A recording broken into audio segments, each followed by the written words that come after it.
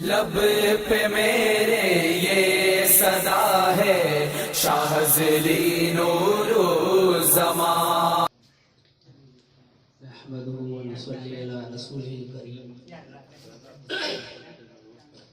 بس میرے محترم ساتھیوں، اللہ پاک کا احسان عظیم ہے کہ اللہ پاک نے اس کائنات کو بنایا اور اللہ پاک نے اس کائنات کا نظام کو چلایا، اور اللہ پاک اکیلا ہی اس کائنات کے نظام کو چلا رہا ہے، اور ایک دن اللہ پاک اس کو اکیلے ہی ختم فرما دیں گے. اللہ پاک نے کائنات کے اندر جو ہے سب سے اشرف انسان کو پیدا فرمایا. فرمایا لَقَدْ خَلَقْنَا الْإِنسَانَ فِي أَحْسَنِ تَقْوِيمٍ. تو جیسے کہ میرے محترم ساتھیوں، اللہ پاک نے دنیا میں معدنیات کو بھی پیدا فرمایا، یعنی پہاڑوں کو. اب پہاڑ جو ہے اپنی جگہ پہ جو ہے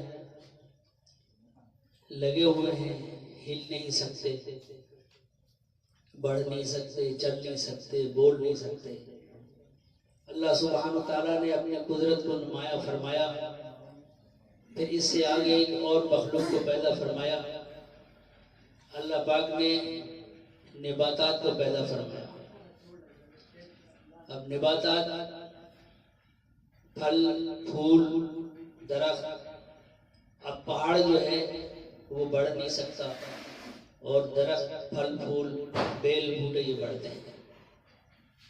اللہ نے پھر اپنی قدرت کو ظاہر فرمایا. پھر اللہ پاک نے جو ہے حیوانات کا نظام چلایا، حیوانات کو پیدا فرمایا.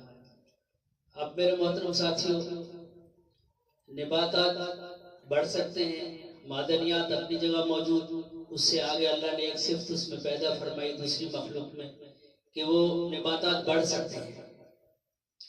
اب اللہ پاک نے اس سے آگے اپنی قدرت کو پھر نمایاں فرمایا. پھر ایک اور مخلوقات کا اضافہ فرمایا. اس میں جو ہے نا اللہ پاک نے حیوانات کو پیدا فرمایا. اب پہاڑ جو ہے اپنی جگہ سے ہی ہل نہیں سکتے، بڑھ نہیں سکتے. اللہ نے نباتات کو پیدا فرمایا کہ نباتات اپنی پرورش پا سکتے ہیں، بڑھ سکتے ہیں.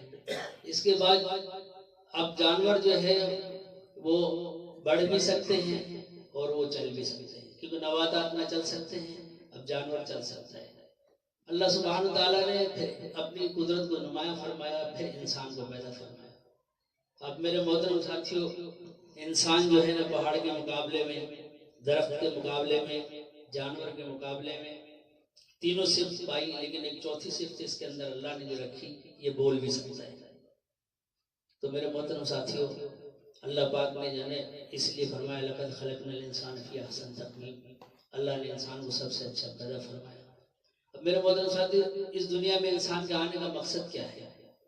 اللہ نے فرمایا الذی خلق الموت والحیات لیبلوکم ایکم احسن عملا. ہم تو دیکھنا چاہتے ہیں کہ ہماری مان کے کون چلتا ہے اور اپنے نفس اور شیطان کی کون مان کے چلتا ہے. تو یہ جہان جو ہے انسان کے لیے جو ہے ایک عمل کی جگہ ہے. فرمایا کہ دنیا جو ہے وہ کام کی جگہ ہے، قبر جو ہے وہ آرام کی جگہ ہے، اور جنت جو ہے وہ انعام کی جگہ ہے. تو اب انسان خود اپنا محاسبہ کر لے کہ انسان کس طرف جا رہا ہے، کہاں جا رہا ہے، کیا کر رہا ہے. فکر روزی میں خدا کو بھول گئے لوگ، روزی کا خیال ہے، رازق کا کچھ خیال نہیں. میرے محترم ساتھیوں، وقت تیزی سے گزر رہا ہے اور انسان جو ہے مثل برف کی طرف پگھل رہا ہے. فرماتے ہیں نا کہ برف جو ہے انسان بناتا ہے، فیکٹری بناتا ہے، جگہ خریدتا ہے، اس کے لیے مشینری، پھر اس کے لیے جو ہے کیمیکل وغیرہ، پھر اس کو وہ جماتا ہے. اب میرے محترم ساتھیوں، اگر اس برف کو انسان جمانے کے بعد، اتنی محنت کرنے کے بعد، خرچہ کرنے کے بعد، وقت لگانے کے بعد کسی مشروب میں ڈال لیتا ہے، ٹھیک ہے، کسی بھی نوعیت کے اس قسم کے مشروب میں ڈال لیتا ہے جس سے وہ لطف اندوز ہو، تو وہ اس کی جو ساری محنت ہے وہ کارگر ثابت ہوئی. ورنہ کیا ہوا کہ برف جو ہے وہ مٹی سے، پانی سے بنی ہے، اور رکھے رکھے وہ پانی میں جو ہے نا پانی بن جائے گی اور زمین کے اندر جذب ہو جائے گی. اسی طرح انسان کو اللہ نے مٹی سے بنایا ہے، قبر میں جا کر مٹی ہو جائے گا، لیکن جس کے اعمال ہوں گے اللہ پاک جو ہے نا اس کے لیے انعامات کا جو سلسلہ اللہ نے رکھا ہے تو وہ اس کو انعامات مل جائیں گے وہاں۔ کہتے ہیں ہم اور آپ سب مسافر ہیں، ایک نہ ایک دن انسان نے جانا ہے۔ اصل دنیا میں آنے کا مقصد ہے آخرت کی تیاری۔ فرمایا یہ دنیا کی مسافر منزل تیری قبر ہے، طے جو کر رہا ہے تو 2 دن کا یہ سفر ہے۔ جب سے بنی ہے دنیا لاکھوں کروڑ آئے، باقی رہا نہ کوئی مٹی میں سب سمائے۔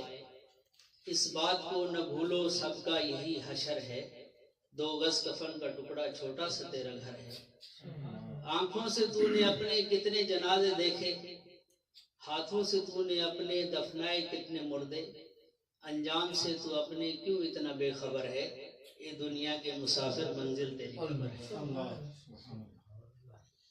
میرے محترم ساتھیوں، ہمارا وقت گزر گیا اور پتہ نہیں اب کتنا وقت ہے۔ آج سے پہلے ہمارے ساتھ کتنے ساتھی تھے، عزیز و اقارب سب دنیا سے چلے گئے۔ ایک دن ہم نے بھی جانا ہے، آنے کا وقت ہے، جانے کا وقت نہیں ہے۔ دادا آتا ہے، بیٹا آیا، پوتا آیا، لیکن اب دادا بیٹھا ہوا ہے، پوتا چلا گیا۔ تو اصل انسان جو ہے دنیا میں آیا ہے اللہ کو راضی کرنے کے لیے، اور ہم سب نے اللہ کو راضی کرنا ہے۔ اور اللہ راضی کیسے ہوگا؟ حضور صلی اللہ علیہ وسلم کے طریقے کے مطابق راضی ہوگا۔ جس نے زندگی میں آپ صلی اللہ علیہ وسلم کے طریقے کو اپنایا وہ دنیا میں بھی فلاح پا گیا اور آخرت میں بھی فلاح پا گیا۔ تو ہم سب کی کوشش یہ ہو کہ ہمارے سارے کام سنت کے مطابق ہوں، ٹھیک ہے؟ ہم بڑوں کا ادب کریں، اساتذہ کی، علماء کرام کی قدر کریں، بچوں سے شفقت کریں، پیار کریں، ٹھیک ہے؟ اللہ کا ذکر کریں۔ ذکر کرنے والے زندہ کی مثال ہے، ذکر نہ کرنے والے مردہ کی مثال ہے۔ الحمدللہ ذکر کے بہت سارے ہیں راستے، مساجد ہیں، مدارس ہیں۔ اب تو اللہ نے خانقاہ بھی کھول دی۔ شیخ سید نور زمان نقشبندی شاہی دامت باد کاتم علی کی جو ہے ان کو فیض ہے کہ ہم جیسے ناچیز بھی جو ہے نا اتنا ذکر کر رہے ہیں کبھی ہم نے تصور بھی نہیں کیا تھا، اور اللہ پاک اس کا ہمیں جو ہے نا ثمرات بھی دکھا رہے ہیں، لوگوں کو شفا بھی مل رہی ہے، لوگ مختلف بیماریوں سے بھی جو ہے نا نجات پا رہے ہیں، لوگ جو جادو جنات سے بھی نجات پا رہے ہیں۔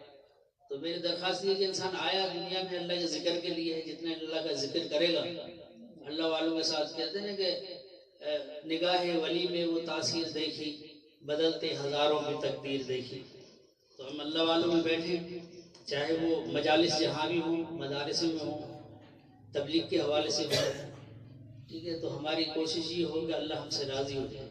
تو سارے ساتھی انشاءاللہ اس کی کوشش کریں گے نا کہ اپنا پورا وقت جو ہے اللہ کی طرف متوجہ ہوتے ہوئے جو ہے ذکر اذکار میں اور جو اللہ کے راستے ہیں ان میں سب میں جو ہے نا، تو انشاءاللہ تعالیٰ میری بھی اللہ سے دعا ہے کہ اللہ پاک ہمیں جو ہے عمل کی توفیق نصیب عطا فرمائے۔ وآخری دعوانا الحمدللہ۔